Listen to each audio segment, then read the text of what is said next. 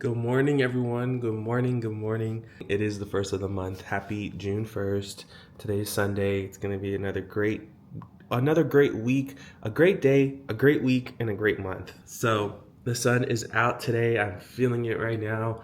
I am going to head to Two Hands, one of my favorite breakfast restaurants here in Austin. And then today is going to be a special day because it's our first, Rel and we are starting our first monthly business goal check-in meeting, basically, where it's going to be a minimum of an hour and we're going to just plan and focus on our yearly goals and take a look at them and see how we're doing and see what we need to fix and all of that. So that's going to be a fun little session.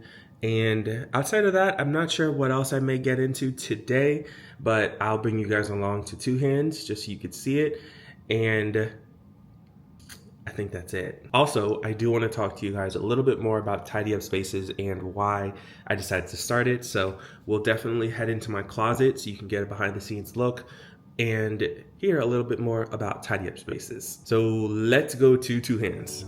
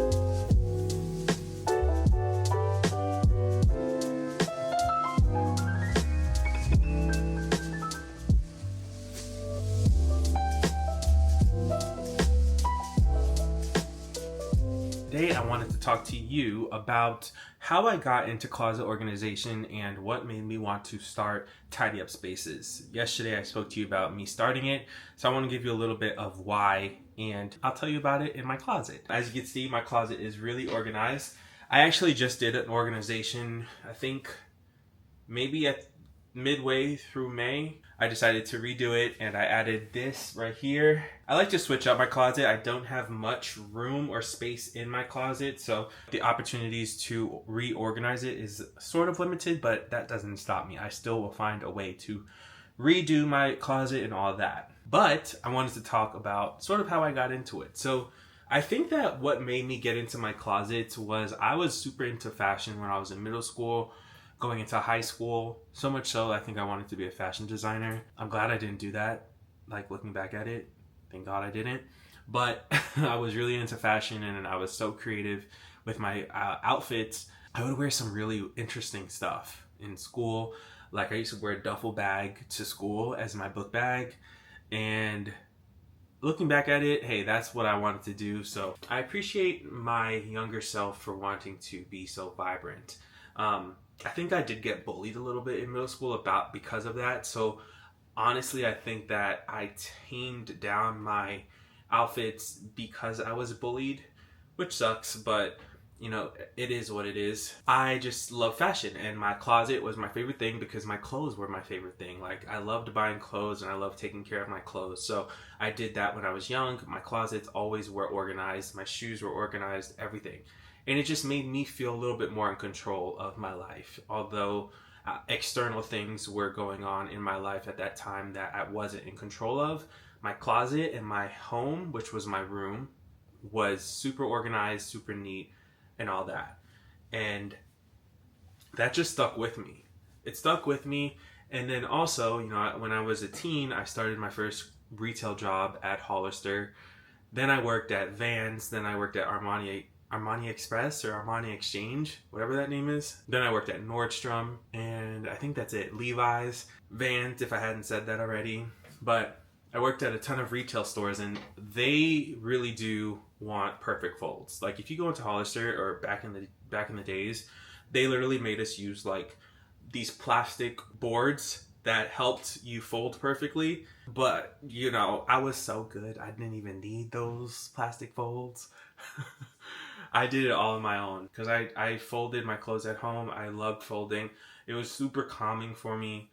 Doing the laundry and folding laundry is super calming for me. And then having my space look like this is just so nice, like to walk into this. So, you know, throughout the years, just continue doing the perfect folds. Continue at Hollister. We also did reorgs, and I loved doing those because you basically go in at like 11 p.m. I didn't like the timing of it because it was overnight, but you would go in, take off the clothes, reset the whole like place, and then put the clothes back in a different area. And that's kind of what I do in my closet now. I reset it. So I really want to say, like, it's a mixture of my upbringing and kind of getting bullied, a mixture of me just loving clothes, and then a mixture of me working in retail that really all added up to me starting Tidy Up Spaces today. So that's my story, and that's why, you know, I'm really turning a passion into a business, and that's why I think that is one of my unique value propositions. Besides the fact that I'm a black man, not many other, I really don't know, and I should do some research on this. I don't know if there's any other men doing professional organizing. All I see are white women, and some black women too, but mostly women. Women are predominant in the organizing space. So for me to come in as a black male, it just says something to me. I'm pumped about this new adventure that I'm going on, and I can't wait to share it with you guys a little bit more. But it's really going to be, I see it as it's going to be something amazing. So that's my story. I don't know if you are planning anything yourself, if you're starting a business yourself, if you're trying to turn a passion into a business yourself. But my advice to you is when you want to start a business, or if you're thinking about starting a business, think about any passions that you may have had or passions that you still have and that you notice yourself like loving. You know, for me, that is organizing my closet. I love doing it. It could take me 3 hours. I'll still do it.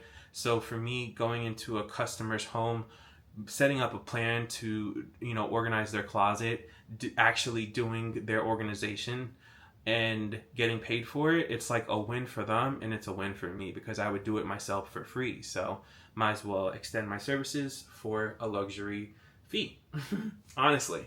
So just think about that for yourself. You know, what are you passionate about? What do you love doing? Is it data analytics? You know, like, are you a tech person? Maybe you could build websites for people. Are you, you know, a graphic designer?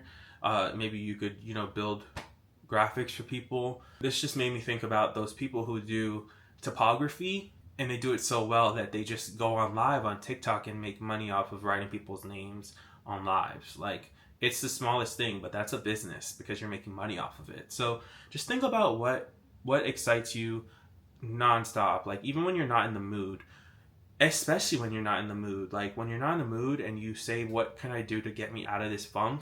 For me, that's folding clothes or making sure that my place is organized. Okay. So what is it for you?